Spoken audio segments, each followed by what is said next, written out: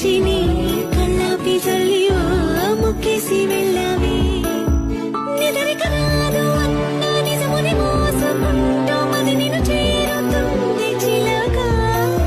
తనకొక తోడులాగా వెనకని సాగుతుంది హృదయము రాసుకున్న లేఖ వెన్నెల్లో ఉన్న నిజంగా ఉంది నిన్నే ఊహిస్తుంటే